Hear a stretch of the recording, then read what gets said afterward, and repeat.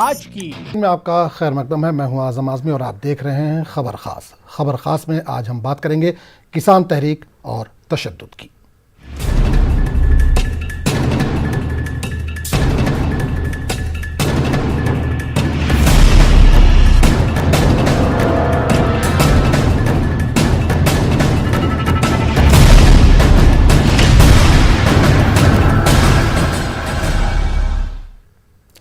दिल्ली में कल जो हुआ उसे कोई सही नहीं ठहरा रहा है, कोई जायज़ नहीं ठहरा रहा है। दर्जनों पुलिस एहलकार जख्मी हुए, एक किसान की जान गई। लेकिन सवाल ये पैदा होता है कि क्या कल के वाक़े के बाद तहरीक कमज़ोर पड़ेगी या इसमें शिद्दत देखने को मिलेगी। इस दौरान किसान आंदोलन भी दो हिस्सों में बढ़ता नजर आ रहा है। राष्ट्रीय किसान मजदूर संघ ने एहतजाज खत्म करने का ऐलान कर दिया। कल के तशद्दुद के बाद वीएम सिंह ने प्रेस कॉन्फ्रेंस करते हुए कहा कि हम अपना आंदोलन यहीं खत्म करते हैं। उन्होंने कहा कि मैं हट रहा हूं, मेरे साथ लोग भी हटेंगे, हम मुल्क को बदनाम करने के लिए नहीं आए हैं। वीएम सिंह ने राकेश टिकैत पर भी हमला बोला। इन्होंने कहा कि टिकैत की एंट्री सरकारी है। इस दौरान 26 जनवरी को ट्रैक्टर रैली के दौरान हुए तशद्दुद का जायजा लेने के लिए वजारत दाखिला की मीटिंग हुई। इस मीटिंग में दिल्ली के पुलिस कमिश्नर और इंटेलिजेंस ब्यूरो के चीफ भी मौजूद रहे। जराये के मुताबिक इस मीटिंग में तशद्दुद बर्पा करने वालों के खिलाफ सख्त कार्रवाई करने पर गौर व खौज किया गया। इस बीच दिल्ली पुलिस की कार्रवाई जारी है। कई मुकदमा दर्ज किए गए हैं, उनमें कुछ किसान लीडरों के भी नाम शामिल हैं। इस बीच पुलिस ने कार्रवाई करते हुए सैकड़ों अफराद को गिरफ्तार किया है। पुलिस इनसे पूछताछ कर रही है। कसूरवार पाए जाने पर इनके खिलाफ अवामी इमलाक को नुकसान पहुंचाने और पुलिस पर हमला करने का मामला दर्ज किया जाएगा। यहाँ पर 1 दिसंबर में पहली वार्ता में हमने कहा उत्तर प्रदेश सबसे ज्यादा गेहूं बोता है, गेहूं उगाता है, धान उगाता है, गन्ना उगाता है। यहां से कोई आदमी नहीं गया, केवल पंजाब से बात कर रहे हो। तो मालूम चलता है उसी शाम को 3 घंटे 4 घंटे बाद राकेश टिकैत जी को बुलाया जाता है या वो खुद चल पहुंच जाते हैं और वार्ता होती है। ये सरकारी एंट्री थी। रात में बात हुई, मैं खुद गया राकेश टिकैत के जो उसने ऑफिस हमने बनाया था, अभी 500 बनाया 2 दिन पहले, नीचे से उठ के ऊपर आ गए। अब कोई दिक्कत है? बोले कोई दिक्कत नहीं है, सब साथ चलेंगे। हाँ सब साथ चलेंगे, 11 बजे चलेंगे, टाइम सेट हो गया। हम 10 बजे यहाँ पहुंचे, मालूम चला उससे पहले बैरियर तोड़ के निकल गए साहब। क्यों? जो लोग यहाँ पीड़ा लेके आए हैं वो अस्पताल तोड़ने आए हैं, मल्लम पट्टी कराने आए हैं। आज पूरे देश में मैसेज गया है, सिंगू बॉर्डर का अलग गया है, लाल किले का अलग गया है। लाल किले पे उस झंडे को फहराने के लिए आपके बाबा, मेरे बाबा, उनके पिता सबने बलिदान दिया है। सबको खराब लगता है। और निशान साहब, हर सिख को भी खराब लगा होगा जिस दिन निशान साहब वहां पर लाल किले में चढ़ाया होगा। क्यों? निशान साहब गुरुद्वारों के ऊपर होता है, पवित्र संस्था के है। गुरुद्वारे से पवित्र संस्था सिखों के लिए नहीं होती। सरकार की भी गलतियां हैं। जब कोई 8 बजे निकल रहा है, कोई 9 बजे निकल रहा है 11 बजे के बदले, आप क्या कर रहे थे? सरकार क्या कर रही थी? और तब जब सरकार को मालूम था कि लाल किले पे झंडा फहराने वालों को कुछ संगठनों ने करोड़ों रुपए देने की बात करी थी महीनों पहले, मतलब ये प्लानिंग पहले की हो सकती है। उन लोगों के साथ आज हम बैठ के आगे आंदोलन नहीं चला सकते जिनकी दिशा अलग हो, जिनकी दिशा अपनी हो, मुद्दों के साथ ना हो। मुझे बता देना, राकेश टिकैत 5-6 मीटिंगों में गए, उन्होंने उत्तर प्रदेश के गन्ना किसानों की बात एक बार भी उठाई? रेट की उठाई, पुरानी पेमेंट की उठाई, 1.5 गुना लागत के दाम में कॉन्ट्रैक्ट फार्मिंग में उठाई? किस चीज में उठाई? धान का रेट की बात करी? किसकी बात करी? और हम केवल यहां से सपोर्ट देते रहे और वहां पर कोई नेता बनते रहे, वो हमारा काम नहीं है आज। इसलिए बड़े दर्द के साथ मैं कहना चाहता हूं, आंदोलन खड़ा करने का काम 26-27 में दिल्ली लाने का काम वीएम सिंह का था। 27 अक्टूबर को भी मैंने, जब पंजाब के लोग दिल्ली लेके आए थे, प्रेस कॉन्फ्रेंस की थी और मैंने कहा था कि हम सब मिलकर करेंगे 2 दिन का ये आंदोलन। पर इसलिए नहीं आए थे कि देश को, अपने आप को 26 जनवरी को सबको बदनाम करने का काम हमने किया, इसलिए हम नहीं आए थे यहाँ। उस पूरे मामले पर बात करने के लिए हमारे साथ बीजेपी लीडर दानिश इकबाल जुड़ रहे हैं, खुर्रम शहजाद जो कि हमारे नुमाइंदे हैं वो भी दिल्ली से जुड़ रहे हैं, और थोड़ी देर में सलमान निज़ामी जो कि कांग्रेस के लीडर हैं वो भी हमारे साथ जुड़ेंगे। सबसे पहले खुर्रम, आपके पास मैं आना चाहूँगा। कल सब ने देखा दिल्ली में जो हालात थे, पूरा दिन जिस तरह के माहौल हमको देखने को मिले, आज किस तरह का माहौल दिल्ली में, आज पूरा दिन किस तरह का माहौल देखने को मिला?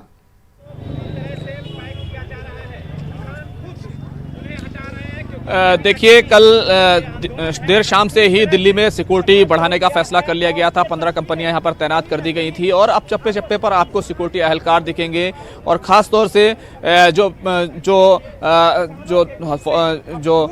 पुलिस अहलकार हैं वो अलग अलग जगहों पर तैनात हैं। हर बॉर्डर पर सिक्योरिटी बढ़ा दी गई है। आज पूरा दिन कहीं ना कहीं आप समझ लीजिए कि बहुत पुरअमन और शांति के साथ निकला है। और अगर आप देखें तो जिस तरीके से आज अपडेट होता रहा है, हालांकि कुछ मेट्रो स्टेशंस हैं वो आज अब भी बंद हैं, जैसे लाल किले का हो या जामा मस्जिद का हो, वो मेट्रो स्टेशन बंद है। जैसे लाल किले पर एंट्री और एग्जिट दोनों बंद है। जामा मस्जिद पर वहां से आप एग्जिट कर सकते हैं, लेकिन वहां पर एंट्री बंद है। तो इस तरीके से आज अगर देखें तो पूरा का पूरा दिन न सिर्फ दिल्ली में मीटिंग्स होती रही, चाहे दिल्ली पुलिस की मीटिंग्स हो या फिर वजारत दाखिला के साथ दिल्ली के पुलिस अफसरान हो, वजारत दाखिला सेक्रेटरी हो, इन सब की मीटिंग होती रही और कहीं ना कहीं एक हिकमत अमली जो है वो बनाई जाती रही, किस तरीके से आगे कोई किसी तरह की दिक्कत पैदा ना हो, उसको लेकर के। अब 22 से ज्यादा FIR हैं वो किसान जो नेता हैं उनके खिलाफ दर्ज की गई हैं और अलग अलग देखिए जो 6 बड़े लीडर्स हैं, चाहे उसमें योगेंद्र यादव हो, दर्शन पाल हो, तो इन तमाम लोगों के खिलाफ भी FIR दर्ज कर ली गई है, अलग अलग थानों में की गई है। और अगर आप अंदाजा लगाएं कि इस पूरे मामले को एक साजिश का जो इसमें एंगल बनता है, क्या जिस तरह से कल जिस तरह से जो घटनाएं घटी, जो वाकयात पेश आए, जिस तरह से तसादुम हुआ, तशद्दुद हुआ, उसको लेकर के साजिश का कोई एंगल है, उसके लिए दिल्ली की स्पेशल सेल और क्राइम ब्रांच ये दोनों FIR दर्ज करने जा रहे हैं। तो ये तमाम चीजें दिल्ली में हो रही हैं और इसी के साथ साथ कई ग्रुप जो है किसानों के वो नाराज हो गए हैं। VM सिंह का ग्रुप हो या भानु ग्रुप हो, उन तमाम ने जो है बिल्कुल खुर्रम, आपके पास लौटूंगा और कई जानकारी आपसे लेनी, आपके पास लौटूंगा। दानिश इकबाल भी हमारे साथ बीजेपी लीडर जुड़े हैं। दानिश इकबाल, आपसे जानना चाहूंगा कि किसान आंदोलन अब क्या बीजेपी के मुताबिक चल रहा है, जिस तरह के इल्जामात लगाए जा रहे हैं? देखिए, ये बेबुनियाद बातें चल रही हैं कि वो बीजेपी के मुताबिक चल रहा है। बीजेपी, भारतीय जनता पार्टी और भारतीय जनता पार्टी की सरकार पूरी तरह से तैयार है हर तरह की स्थिति को निपटने के लिए। और कल भी जो घटना घटित हुई, किसान नेता बड़ी बड़ी बातें कर रहे थे कि हम जश्न में शामिल होंगे और दिल्ली के लोगों का दिल जीतने के लिए आएंगे, लेकिन उन्होंने पूरे भारत के लोगों का दिल को तोड़ा है। और देखिए, सिर्फ जो है वो जो प्रदर्शन था और जिस प्रकार का लाल किले का अपमान, तिरंगे का अपमान था, उसके साथ साथ 300 बच्चे जो पूरे देश से लाल किले में फंसे हुए थे, वो बच्चे रो रहे थे। कर्नाटक से एक बच्ची आई थी जिसको पुलिस ने रेस्क्यू करके बाहर निकाला। तो लगातार जिस प्रकार की जो एक शर्मसार करने वाली जो घटना कल पेश हुई है, लेकिन दिल्ली पुलिस जो है वो हरकत में जो है बिल्कुल है, पूरी चीजों पे नियंत्रित है। और भारतीय लेकिन बिल्कुल दिल्ली पुलिस हरकत में, आपने कहा दिल्ली पुलिस कल हरकत में क्यों नहीं थी, जब 11 बजे का वक्त किसानों ने 11 बजे का वक्त दिया था रैली का, कहीं 9 बजे रैली निकली, कहीं 10 बजे निकली, कुछ जगहों बताया जा रहा है कि 8 बजे ही ट्रैक्टरों की एंट्री मिल गई। ये कैसे मुमकिन हो सका? यही इल्जाम VM सिंह यही इल्जाम लगा रहे हैं कि पुलिस की मिली भगत है इसमें। आप क्या चाहते थे कि दिल्ली पुलिस जो है फायरिंग करे, गोलियां चलाए और इन लोगों को रोकने की कोशिश की गई? क्या 8 बजे जो ट्रैक्टरों की एंट्री हुई दिल्ली में, जब 11 बजे का तय था, शेड्यूल था कि 11 बजे दिल्ली में एंट्री होगी ट्रैक्टरों की, तो 8 बजे या 9 बजे से कैसे एंट्री शुरू हुई?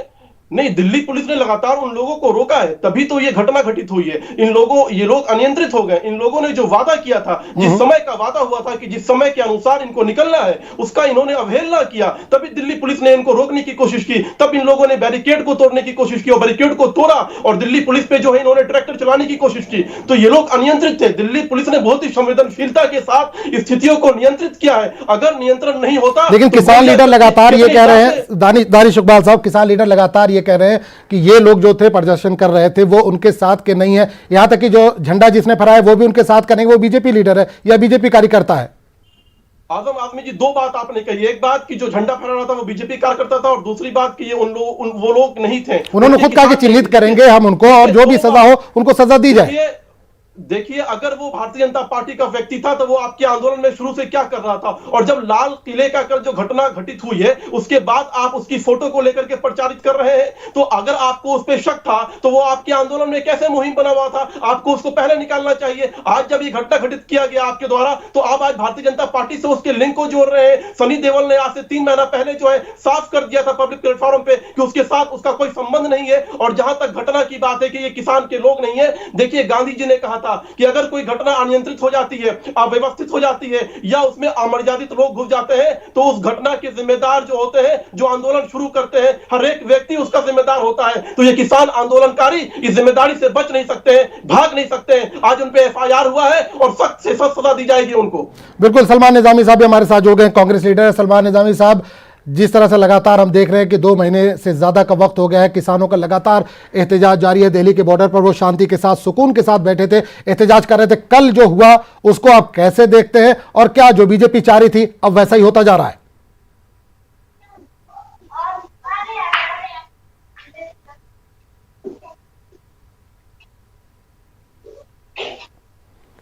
सलमान साहब, आप तक आवाज पहुंच रही है? जी जी, मैं ये सवाल पूछ रहा था आपसे कि पिछले 2 महीने से किसान लगातार एहतजाज कर रहे थे, कहीं से किसी तरह का कोई पुरतशद्दुद वाकया पेश नहीं आया। कल अचानक दिल्ली में पुरतशद्दुद वाकयात देखने को मिले। क्या बीजेपी जो चाह रही थी अब वो वाकई हो चुका है? जी बिल्कुल। मैंने कल भी बात यही की कि जिस तरीके से आपने देखा शाहीन बाग में एक गुंजन कपूर जो है भाजपा समर्थक वहां घुसी बुर्खा पहन के, और किस तरीके से फिर वहां गोली चली और कौन लोग थे वो भाजपा में ज्वाइन भी हो गए आज। और यही साजिश के तहत वो दीप सिद्धू जो हैं, जो सनी देओल के कजन हैं, उनके खिलाफ कोई FIR नहीं हुआ, और वही वहां रेड फोर्ट पे लीड कर रहे थे। कल जो प्रदर्शन हुआ, किसानों ने जो यात्रा रखी थी वो रेड फोर्ट के अंदर घुसने की नहीं थी, और इसीलिए उनको परमिशन भी मिली थी। और ये सबसे बड़ी लॉ एंड ऑर्डर का फेलियर है कि सरकार को मालूम था, प्रशासन को मालूम था कि वो रैली होने वाली है, और वो प्रिपेयर्डनेस क्यों नहीं हुई, क्यों, कहां चौक हुई इनसे। और दूसरी बात यह है कि आप अचानक रात के 4 बजे जो है बैरिकेड लगाते हैं, पहले उनको परमिशन आप देते हैं, आप प्रवोक करते हैं। और दूसरी बात यह है कि जो ये लोग हैं जो इसमें इन्वॉल्व थे, जैसे आपने शाहीन बाग में देखा, आपने किस तरीके से अभी भी कई लोग जो है वो जेलों के अंदर है, और जो असली प्रवोक करने वाले हैं, कपिल मिश्रा हो, अनुराग ठाकुर हो, जिन्होंने ये तक कहा कि देश के गद्दारों को गोली मारो, वो तो खुलेआम घूम रहे हैं। आज भी दीप सिद्धू जो है वो खुलेआम घूम रहा है। और सबसे बड़ी बात यह है कि हमारे किसान जो हैं 170 मरे हैं अभी तक। वहां आप देखिए, वहां जाइए, ये मसला जो है नेशनलिज्म और एंटी नेशनलिज्म का नहीं है, ये मसला इंसानियत का है। आप उनकी तकलीफों को समझिए। वो अपने घर परिवार को छोड़ के इस कड़ी ठंड में रात को वहां बैठते हैं, पूरे ट्रकों में सोते हैं, और उनको इस वक्त जो है किन मुसीबतों का सामना करना पड़ रहा है। बारिश के समय में 170 लोग मर गए। आप बाकी के राज्यों में देखिए किस तरीके से हालात जो हैं। कल जो महाराष्ट्र में हमारी सरकार है, वहां तो कोई वायलेंस नहीं हुआ। तो ये कहीं ना कहीं किसानों को बदनाम करने के लिए कल जो रेड फोर्ट का वो पूरा इन्होंने एक शो किया, वो तो होना ही नहीं था पहले, वो तो प्लान ही नहीं था। और जितने भी किसानों की यूनियन के लीडर्स हैं, उन्होंने कहा कि हमें दीप सिद्धू के साथ कोई भी लेना देना नहीं है। तो ये कौन लोग हैं जिन्होंने कल माहौल खराब किया? बिल्कुल, दानिश इकबाल ये अभी कह रहे हैं, बीजेपी लीडर हमारे साथ जुड़े, उनका ये कहना है कि बीजेपी से भी उनका कोई रिश्ता नहीं है। सनी देओल ने पहले 3 महीने पहले कह दिया कि हमारे साथ नहीं है। नहीं, वो तो ये पहले इन्होंने, वो जो गोली चलाने वाला जो व्यक्ति था शाहीन बाग का, इन्होंने कहा हमारा उसके साथ कोई लेना देना नहीं था। फिर उसने ज्वाइन किया इनके साथ। गुंजन कपूर के साथ कोई लेना देना नहीं था, फिर वो इनके साथ ज्वाइन होती है। तो ये दीप जो सिद्धू है, ये तो उसका रिलेशन है उसके साथ, सनी देओल के साथ। उसने कैंपेनिंग की उसके लिए। वो तो बीजेपी का प्रचार कर रहा था 2014 के इलेक्शन में, और वही शख्स जिसको बार बार डिसोन किया फार्मर्स ने, वही क्यों सामने आता है? वही क्यों पहले भी मामला खराब करता है? वही क्यों कल भी मामला खराब करता है? अब बात यह है, चलिए जो हो गया वो हो गया। हम कहते हैं कि हम वायलेंस का विरोध करते हैं, हम नहीं चाहते कोई वायलेंस हो, कोई गोली लगे, चाहे उसमें किसान हो, चाहे हमारा कोई फौजी भाई हो, चाहे दिल्ली पुलिस का कोई जवान हो, हम नहीं चाहते। वो इस देश के हिस्सा है, चाहे किसान हो, चाहे कोई दिल्ली पुलिस का जवान हो, लेकिन आपको संजीदगी से इसको लेना चाहिए। आप खुद कहते हैं कि भाई हम उनसे बातचीत करेंगे, आप फिर कहते हैं खालिस्तानी है। अगर ये खालिस्तानी है तो फिर क्यों बात करते हैं उनके साथ? फिर बाइकआउट करिए। फिर क्यों आप कहते हैं कि दानिश इकबाल साहब, लगातार आपने कहा लाल किले का भी इससे पहले जिक्र किया, आपसे जानना चाहूंगा, कल 26 जनवरी थी, यौम जमहूरिया का मौका था, क्या मुमकिन है कि कोई भी लाल किले तक पहुंच जाए और तिरंगा फहराए? क्योंकि जितने परेड में लोग शामिल होते हैं, हमारे फौजी, हमारे जवान, या जितनी भी झांकियां होती हैं, वो सब लाल किले पे ही जाके खत्म होती हैं। लाखों की तादाद में उस दिन वहां पर फौजी मौजूद रहते हैं 26 जनवरी को। ऐसे मौके पर वहां पर पहुंच जाना, तिरंगा लहरा देना, या जो उनका मजहबी झंडा था उसको लहरा देना, क्या ये मुमकिन था? ये चूक नहीं है इंटेलिजेंस की या दिल्ली पुलिस की या मरकजी हुकूमत की? देखिए, शुक्र अदा कीजिए कि ये भारतीय जनता पार्टी की सरकार थी। गूगल सर्च कर लीजिए, 12 जनवरी 1998 को किसानों ने आंदोलन किया था अपनी बुरी स्थिति को लेकर के, और कांग्रेस की सरकार थी, दिग्विजय सिंह मध्य प्रदेश के मुख्यमंत्री थे। 57 राउंड गोलियां चली थी, 300 राउंड गोलियां चली थी, और 57 किसानों की मौत हो गई थी। तो आप क्या चाहते थे कि वहां पे गोली चलाई जाए? वहां पे किसानों नहीं, लाल किले से पहले भी तो रोका जा सकता था। लाल किले पर, लाल किले के हिसार पर चढ़कर झंडा फहराना, उससे पहले भी तो रोका जा सकता था। दानिश इकबाल साहब, नहीं, आप चाहते थे कि उस पर राजनीति की जाती, लाशों पे राजनीति की जाए। बहुत ही अच्छे तरीके से नियंत्रित पूरा हो गया स्थिति को, और आज जो लोग उसके दोषी हैं उन पे कड़ी से कड़ी कार्रवाई की जाएगी, उनके ऊपर कार्रवाई करिए ना। और क्यों नहीं आपने 24 घंटे में कार्रवाई, किसानों के लीडरों पर कार्रवाई की है, लेकिन जो जिन्होंने, अच्छा ठीक है, बिल्कुल दानिश इकबाल साहब, जिसने वहां पर चढ़कर झंडा फहराया, क्या उस पर कार्रवाई हुई है अभी तक? कोई किसानों के नेताओं पर कार्रवाई हुई, जो वहां सिंगू बॉर्डर, जो जिसने झंडा फहराया, क्या उस पर कोई कार्रवाई हुई? दानिश इकबाल साहब, नहीं हो रही है, उस पर भी कार्रवाई होगी, पुलिस कार्रवाई। क्या उसके नाम एफआईआर दर्ज हुई है? उसके नाम एफआईआर दर्ज हुई है? देखिए, 300 से ज्यादा लोगों पे एफआईआर दर्ज हुई है, 22 से ज्यादा लोगों की गिरफ्तार हो चुकी है। झूठ बोल रहे हैं, 12 जो बड़े किसान एफआईआर दर्ज नहीं हुई है। योगेंद्र यादव, 7 किसानों के नेताओं पे एफआईआर हुई है, किसी भी व्यक्ति पे एफआईआर नहीं हुई है। हमने बार बार चैलेंज किया, कांग्रेस राजनीति कर रही है, जो देश को दीप सिंधु पे एफआईआर करिए, नहीं कर रहे। क्यों नहीं कर रहे? क्योंकि वो इनके व्यक्ति है, वो प्लांटेड आदमी था जिन्होंने इस पूरे किसान आंदोलन को खराब करने के लिए बीजेपी से सुपारी ली थी। साथ मिले हुए, तो उन सब का जो निकाब है, वो जो बीजेपी से उसको सुपारी मिली थी कि किसान आंदोलन को आप बदनाम करिए, वो सब खुश है, वो कामयाब हो गए। बदनाम करके, लाल किले का अपमान करके, तिरंगा का अपमान करके उन्होंने, अरे आप लाल किला का मत छोड़िए, आप तो 60 साल तो आपने तिरंगा लहराया नहीं, आरएसएस वालों ने। आप छोड़िए नेशनलिज्म का बोलना यहाँ, आप तो तिरंगे को मानने वाले लोग नहीं है। लाल किला जिसने बनाया वो मुगलों ने बनाया, हमें तो उसका सदमा है।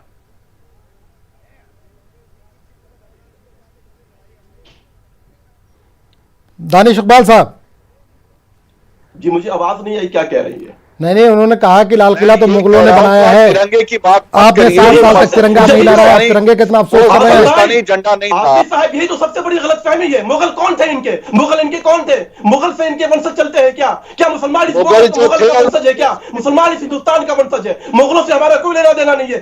दिल्ली में इस देश के लिए कुर्बानी दी, आरएसएस ने देश के लिए दलाली की, अंग्रेजों के साथ मिलकर मुगलों ने ताजमहल बनाया, मुगलों ने लाल किला बनाया, जहां से आज प्रधानमंत्री जी अपना भाषण देते हैं। जो होंगे उनको यही आरएसएस ने अंग्रेजों की दलाली की, मुगलों ने कुर्बानियां दी, टीपू सुल्तान ने कुर्बानी दी। ये लाल किला जहां से आप भाषण दे रहे हैं वो मुगलों ने बनाया है। इस देश के अंदर आए, आप बोलते मुगल कैसे? हाउस बनाया, आप लोगों ने अंग्रेजों के साथ मिलकर इस देश का सौदा किया। आज तक कहता है अपने आप को जोड़ता है क्या अंग्रेजों से? कोई नहीं जोड़ता है, फिर ये मुगलों से आप तो मिले थे ना। यहाँ के मुसलमान सावरकर कौन था? मर्सी पिटीशन मैंने लिखी, जवाहरलाल नेहरू ने लिखी, मौलाना अब्दुल कलाम ने लिखी, टीपू सुल्तान ने मर्सी पिटीशन लिखी। वो तो सावरकर थे जिन्होंने माफी मांगी अंग्रेजों से, हमने तो नहीं मांगी। मौलाना अब्दुल कलाम ने आजादी तो जेलें काटी, नेहरू ने जेलें काटी देश की कुर्बानी आजादी के लिए, और आज आप सर्टिफिकेट बांटते हैं। सोचनी पड़ेगी, मुगल लुटेरे थे, मुगल इस देश में आए, मुगल लुटेरे नहीं थे, इस देश की किसान तहरीक से हम मुगल की तरफ नहीं जाना चाहेंगे। हमारे साथ हमारे नुमाइंदे खुर्रम शहजाद जुड़े, आपके पास दोबारा लौटेंगे। खुर्रम, आपसे जानना चाहेंगे कि वीएम सिंह इस एहतजाज से, इस तहरीक से अलग हो गए। अब किसान जो लीडर दूसरे बचे हुए हैं, उनका क्या रद्द-ए-अमल है, उनका क्या कहना, क्या उनकी कुछ मीटिंग वगैरह चल रही है, आगे के लाहे-अमल क्या है, क्या किस तरह से तरतीब दिए जाएंगे?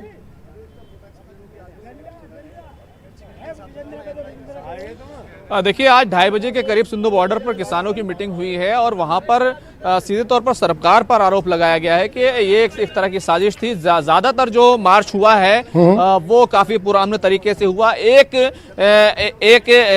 एक नेता है, एक किसान लीडर है जिनका दीप सिंधु नाम साफ तौर पर सामने आया है और किसानों ने लिया भी है। उन्होंने कहा है कि उनकी पहचान कर ली गई है और वही इस पूरे जिस तरह का जो घटनाक्रम हुआ, जो तशद्दुद हुआ, उसके लिए जिम्मेदार है। तो कहीं ना कहीं इसमें राजनीति का एंगल जो है वो जरूर आ गया है और लगातार जो है कांग्रेस भी इस पर हमला करती रही है। किसान नेता जो है साजिश का इल्जाम लगा रहे हैं। अब क्योंकि जांच होनी है और इस जांच के लिए क्राइम ब्रांच और दिल्ली की स्पेशल सेल है, उसको ये जिम्मेदारी दी जा रही है। तो ये तमाम चीजें आज होती रही हैं। लेकिन इस वक्त मैं मौजूद हूँ चिल्ला बॉर्डर पर। जिस तरह की जो एक तरह की घेराबंदी जो किसानों ने कर रखी थी, उसको अगर देखें कि चिल्ला बॉर्डर हो या फिर गाजीपुर का बॉर्डर हो, वहां से वीएम सिंह ने अपने लोगों को लेकर गए हैं। चिल्ला बॉर्डर से भी एहतजाज और जो रोड है वो खाली कराया जा रहा है। गाजीपुर के इलाके में वहां पर सरहद पर क्योंकि किसान वहां से जा रहे हैं, तो जो घेराबंदी का जो एक सरकार पर दबाव था वो जरूर कम हुआ है। हालांकि आम लोगों को रास्ते खुलने से जरूर राहत मिलेगी, लेकिन ये जरूर बात है किसान तहरीक जो है, जो अपने मुतालबात लेकर आए थे, जो मांग लेकर आए थे, वो जरूर कमजोर पड़ने वाली है, जिसका एतराफ जो है किसान लीडर वो लगातार कर रहे हैं। आजम, बिल्कुल सर, आपसे एक चीज और जानना चाहूंगा। दानिश इकबाल साहब, 11 दौर की बात हुई, तकरीबन 45 घंटे बात की किसानों से सरकार ने। आगे क्या फिर बातचीत होगी? कल के बाद जो कल का वाकया हुआ उसके बाद क्या सरकार फिर बात करने की कोशिश करेगी? देखिए, आज वरिष्ठ मंत्री प्रकाश जावड़ेकर ने प्रेस कॉन्फ्रेंस की और प्रेस कॉन्फ्रेंस करके उन्होंने साफ बात कही कि हम जो है अभी भी हमारे दरवाजे बंद नहीं हैं। अभी भी भारतीय जनता पार्टी जो है लोकतंत्र के अंदर विचार विमर्श और वार्ता पे यकीन रखती है और आज भी हम चाहते हैं कि वार्ता के साथ जो है समाधान निकाला जाए। गुंडागर्दी और इस तरह से ऊपरदबी नहीं चलेगा। आपको जो है वार्ता करनी पड़ेगी। सरकार ने आपके साथ विनम्रता के साथ 11 बार आपको बुलाया है, बुला करके आपको प्रस्ताव दिया है, लेकिन आप किसी नतीजे पर नहीं पहुंचे। आज भी सरकार विनम्र है, लेकिन जो दोषी है उनको जो है बख्शा नहीं जाएगा। लेकिन सरकार विनम्रता के साथ समाधान चाहती है, बातचीत चाहती है और सरकार ने साफ संकेत दिए हैं कि हम कोई बातचीत बंद करने नहीं जा रहे हैं। आइए बात कीजिए और इस समस्या का समाधान निकालिए। बिल्कुल सलमान निजामी, आपसे जानना चाहूंगा, क्या वाकई सरकार या हुकूमत संजीदा? 11 दौर की बात हुई, तकरीबन 45-46 घंटे तक लगातार इन लोगों की बातें होती रही, लेकिन नतीजा कुछ नहीं निकला, सहमति किसी बात पर नहीं बनी। अब कल के वाकये के बाद जिस तरह का तशद्दुद हमने देखा, फूट पड़ गई है, इनकी जो तंजीमें थी उसमें फूट पड़ गई है, एहतजाज अब खत्म होने को है, तो क्या सरकार वाकई बात करेगी आगे के दौर में? नहीं, मुझे नहीं लगता कि एहतजाज जो है खत्म होने को है। इससे तो और एहतजाज मजबूत होगा। देखिए, सबसे बड़ी बात यह है कि सरकार जो है पहले दिन से अपना ईगो दिखा रही है। उनको चाहिए था, अगर 170, क्या वो इंतजार कर रहे थे कि 170 लोग मर जाएं फिर हम इनके साथ बातचीत करें? ऐसे इन्होंने सीए के कानून में किया, 200 लोग जब मर गए उसके बाद बोला कि नहीं हम कानून नहीं लाएंगे। ऐसे ही उन्होंने हर फैसला किया, नोटबंदी की, 250 लोग मर गए, लाइनों में खड़ा कर दिया और आउटकम क्या था? कुछ भी नहीं। ये ऐसे कानून लाते हैं जिसमें लोग खुश नहीं है। कश्मीर की बात करिए आप, 370 हटाया, आज देखिए कश्मीर में मिलिटेंसी कहां पे है, कितने लोग मारे गए वहां बॉर्डर्स पे और जमीन पे भी। तो सबसे बड़ी बात यह है कि सरकार का फेलियर सामने आता है कि आप क्यों मौका देते हैं कि लोग प्रवोक हो, लोग जो है बहग इसमें जाएं। क्योंकि देखिए यूथ जो है आप उनको जितना भी सप्रेस करेंगे, ये वैक्यूम अंदर से क्रिएट होता है। बार बार मैं कहता हूं कि आप प्रवोक मत करिए उनको। क्यों आपने मजबूर किया कि आपने वहां से उनको मजबूर किया दिल्ली आने के लिए? अगर वहीं आपने बात को खत्म किया होता, इनके फैसले जो इनकी डिमांड्स थी उनको पूरा कर दिया होता, ईगो को साइड पे रखा होता। छोड़िए अंबानी और अडानी को, आप देश के किसान हैं जो आप खुद कहते थे रीढ़ की हड्डी है। ये लोग अगर परेशान हैं, इनका परिवार जो है सड़कों पे है, ट्रकों में सो रहा है, तो थोड़ी सी इंसानियत दिखाइए और मसला खत्म करिए। क्यों आप जानबूझ के इसको ड्रैग कर रहे हैं? आप और वेट कर रहे हैं कि और लोग मर जाएं, फिर उसके बाद आप फैसला करेंगे? क्योंकि आप इस नतीजे पे तो पहुंचे थे कि हम इसको डिले करेंगे। तो करिए खत्म इस बिल को, ये मसला खत्म होगा। कोई जाति दुश्मनी तो सरकार के साथ नहीं है। हम भी दानिश इकबाल, वक्त की कमी है। दानिश इकबाल, आपसे जानना चाहूंगा, देश में लाखों किसान है, आपकी पार्टी का जो कहना है लाखों किसान है, लेकिन जो एहतजाज कर रहे हैं वो हरियाणा, पंजाब और हरित प्रदेश का जो इलाका, वही किसान क्यों कर रहा है? अगर हम इनके दबाव में आकर ये फैसला ले लेते हैं तो मुल्क के जो दूसरे किसान हैं उनको नाराजगी होगी, वो नाराज होंगे, तो ऐसे में फैसला कैसे ले पाएंगे आप? देखिए, बहुत ही साफ है कि जो ये 4 से 5% के जो किसान हैं हरियाणा पंजाब के, इनसे 60% से ज्यादा के एमएसपी पे सरकार अनाज खरीदती है और पूरे देश के किसान भी हैं। ये जो कानून जो बना है, कृषि कानून बना है, इससे जो लाभार्थी दूसरे किसान हैं उनके बारे में भी हमें सोचना है। और ये जो कानून है, सरकार को बहुत ही स्पष्ट लगता है कि ये कानून जो है किसानों को जो है मजबूत करने के लिए, किसानों को सशक्त करने के लिए। उसके बावजूद भी किसानों के सम्मान में सरकार ने लगातार जो है उनको बुलाया है, उनसे बातचीत की है और यहां तक कि प्रस्ताव देने का भी काम किया। और सरकार ने कहा कि हम इसको 1.5-2 साल तक इस कानून को टाल भी सकते हैं। दूसरी तरफ सुप्रीम कोर्ट ने इस कानून को स्थगित कर दिया है और उसके बावजूद भी आप जो है इस प्रकार से प्रदर्शन करेंगे, आप पुलिस पे जो है हमला करेंगे, 80 से ज्यादा पुलिसकर्मी हमारे घायल है, तो ये जो है भारत के अंदर, लोकतंत्र के अंदर बर्दाश्त नहीं किया जा सकता है। एक ही रास्ता है, वार्ता, और सरकार ने बहुत ही विनम्रता के साथ प्रस्ताव दिया है। आपके पास अगर कोई नया विषय है, नई योजना है, तो आप आइए और सरकार से बातचीत कीजिए। बिल्कुल, आखिरी सवाल सलमान निजामी साहब आपसे, कांग्रेस बैकफुट पर नजर आ रही है। कल के वाकये के बाद राहुल गांधी का एक ट्वीट आया, उसके बाद से खामोशी है कांग्रेस की तरफ से। नहीं, कांग्रेस ने पहले ही कह दिया, राहुल गांधी जी ने पहले कहा, ये कोई विपक्ष का प्रदर्शन नहीं है, ये कोई काज जो है इसमें कांग्रेस तो बिल्कुल पीछे है।